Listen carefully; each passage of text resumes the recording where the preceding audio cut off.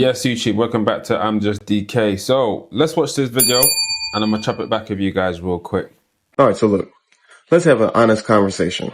When we think of work, we imagine tasks, duties, and responsibilities. But in reality, the modern workplace has very little to do with the work itself. The actual product or service is secondary. The real function of most jobs of today is simple: to condition your submission. Every time you walk into that building, you are stepping into a ritual space. A space that was not designed to uplift your talents, but to slowly dismantle your dignity. Most people think that they're being paid for their skills, but in reality, the deeper truth is you're being paid for your obedience. You're being paid for your submission. That's the unspoken contract. Yes, your labor is useful, but your compliance is sacred. And in this dystopian atmosphere, you are expected to ritualize your own humiliation, the uniform, the scripted greetings, the forced enthusiasm. All of it serves one purpose: to remind you of who holds the power. Because it's not enough for the system to exploit your time. It wants your energy. It wants your smile. It wants your spirit of gratitude, even while it devours you. And the managers, the bosses, the supervisors, they are not the originators of this ritual. However, they are its most loyal priests. They have been trained to value performance over principle and profits over people, and to enforce these rituals with a casual, almost calm and detached, like cruelty. Like, these people do this so calmly, but yet so cruel at the same time. It's no coincidence that narcissism is rewarded in this structure. The workplace does not need leaders, at least not in capitalism. In capitalism, the workplace needs enforcers of compliance. It needs individuals who can look you in the face, see your humanity, and still choose to prioritize a company policy over your well-being. But the humiliation ritual goes even deeper.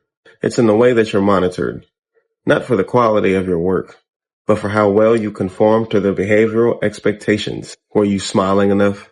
Did you say thank you in the correct tone? Did you look busy even when there was nothing to do? These are not metrics of productivity. They are tests of submission.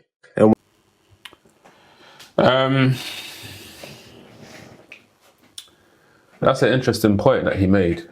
I was speaking to someone, one of my clients, and he was telling me about in the workforce, there's a lot of pocket watching, meaning there's a lot of people that's adding up things that you come to work with. And he was telling me, he was like, yo, D, when I go to work, I got to suss out the type of people that I think is, in the same level as me before I can feel open to, be myself. And I was like, yo, that is crazy. This isn't, bro, I'm telling you. And I say that to say to a lot of people that's in work environment is, at some point there should be an exit plan. At some point there should be a plan of you not actually staying in that environment for a long period of time. Because I notice a lot of people will be building, things around their work. Like they'll go buy a house, get themselves in a mortgage. And that's actually one of the worstest thing to do, right? Is go get yourself a mortgage and rely on your job to help you fund for your mortgage. And especially telling people at your workplace you just bought a new house.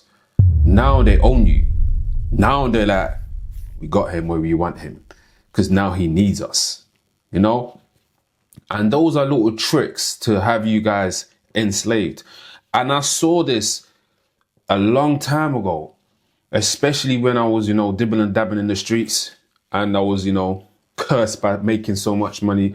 And when I say cursed by making so much money, I'm not saying it in an ignorant way. I'm saying it in a way where you cursed by seeing a lot of money in the streets, right? You feel entitled to make that same money in the legit world. So you work twice as hard than any random person, because while you've seen that money before, you know that you can make it, but you just know that it was illegal the way you made it. So you can find another way to make it legally. So your work ethic is going to be 10 times off the roof than a normal person. So that's my curse, right? So I can never settle for anything less. And it was a blessing and a curse at the same time. you know, because I didn't know when to actually stop and actually enjoy the fruits of my labors I have around me. I'm always on to the next, on to the next, on to the next, on to the next. That's my mentality, you know. I wouldn't, you know, trade it for anything in the world because my family benefits from it, you know. But, you know, do I say I benefit from it? Yes, I say I benefit from it because I do the things that I love to do. And I kind of, you know, try to tame it, but it just is what it is, you know. It just comes with, it is what it is, should I say. But I don't want to digress to what I was going to say, but I noticed that a lot of people will find themselves in this kind of hole of, you know, trying to get finance on vehicles to make themselves feel better, but at the same time they'll be still working at the same place they don't like. And I say that and I'll be like, bro, you really rubbing from yourself. You're rubbing from your future, because whatever environment that you're in and you know you don't like that environment, you have to work 10 times as hard to try to get yourself out of that environment. The work environment is a temporary thing. You know, some people are in it for the long game. Like you want to get your, you know, you want to get the packages, like, you know, you want packages, you want to be retired, you want to get paid when you retired, and you got to look at it like this. Retirement, they keep pushing the age further and further and further. I don't know how much it is, how old you got to be now to retire. The last time I checked, it was like 65. I don't know if they pushed it more. I don't know how it goes, but it's what it is. But the system is really designed to actually have you forever working, especially if you have a working mindset. It's okay to have a working mindset, but you need to know how to kind of like juggle it in the right places, you know. Go to work and have an exit plan. Always make sure you have an exit plan. And I always say things. This is one of my favorite quotes by Malcolm X. A man that stands for nothing will fall for anything. So you have a lot of people thinking to themselves, okay, cool, I want to go buy a house, right?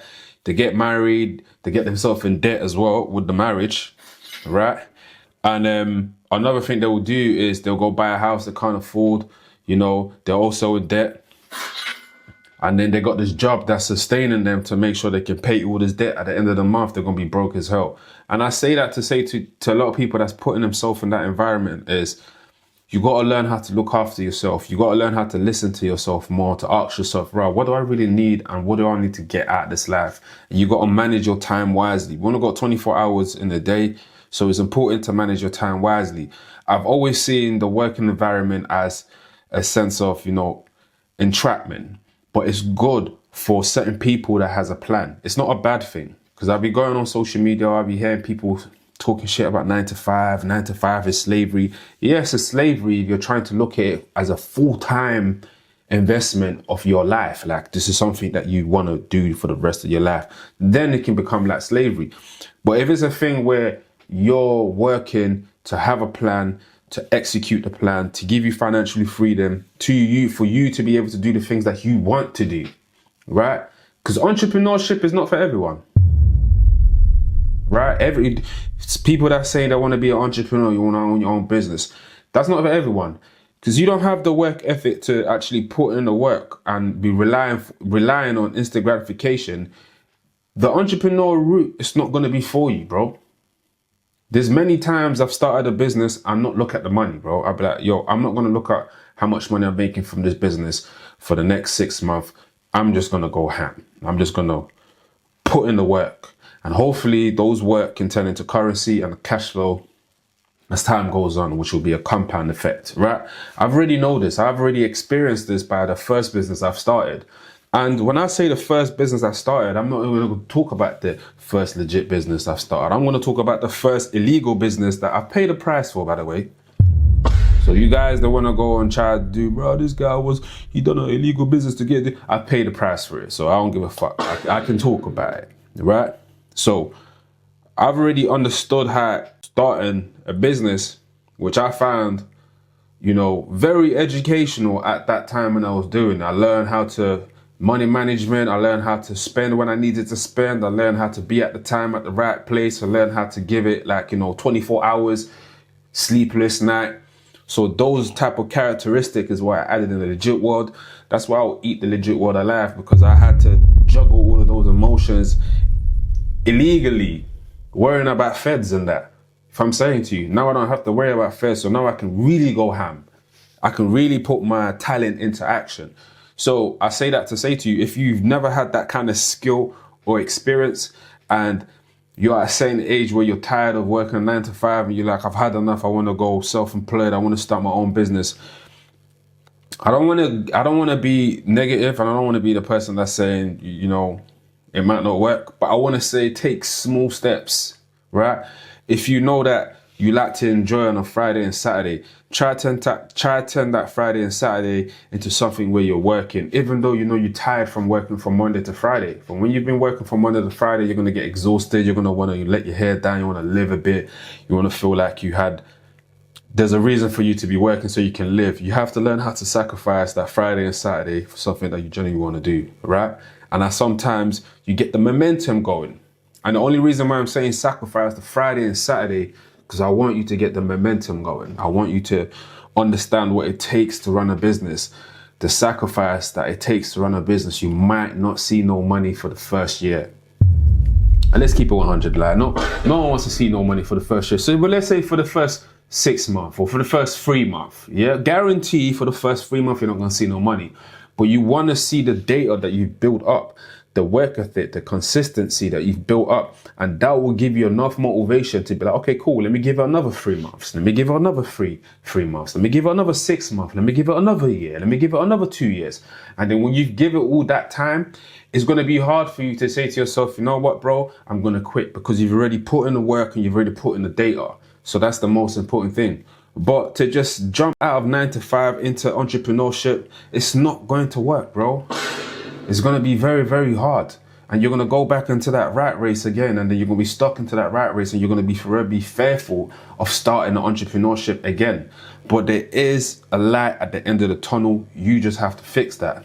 At the end of the day, and I'll say it how it is, if I had a business, which I do, and when I employ people, right, to be in my business, which I had before, and trust me, you know, another thing as well, managing people to run your business, they're not going to treat the business like how you want it to be treated, bro. Trust me, they're going to always want the perks, and they ain't going to have that 100% drive that you have. So that's another thing you're going to stumble on as well when you're trying to run a business. But you're going to have to learn people skills. You're going to have to, you know, have patience. If you don't have that, if you haven't mastered that, and then you want to leave your work to go into that, you're going to fail. So you're going to have to do some course. You're going to have to find yourself a mentor. You're going to have to find someone that's actually been in business. Go spend that money. So that Friday, Saturday money and that little holiday trip that you want to do that you're paying every month for all your brethrens or whatever, you got to sacrifice that. You got to pay that money to some mentor to, you know, pick a little bit of the brain so you don't have to make the mistakes that some people had to make that never had a mentor. You know what I mean? So all those little things you can do to better yourself. Because I'll be honest with you, once you are in a legit world, especially when you're working you're in a corporate industry, right? You're just a number, and they are going to treat you just a number, and they're going to put you in certain situations where they're going to want you to need them because it's profitable.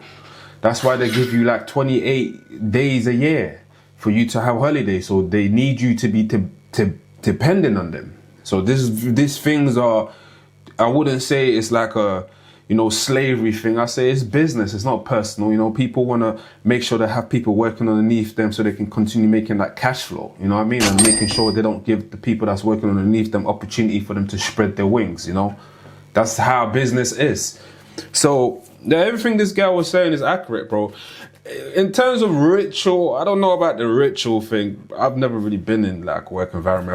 I've always been self-employed and whatnot. But I don't know about the ritual thing, you know. But I do understand where you have to smile and pretend you like your work to make your boss look like you genuinely want to be in there.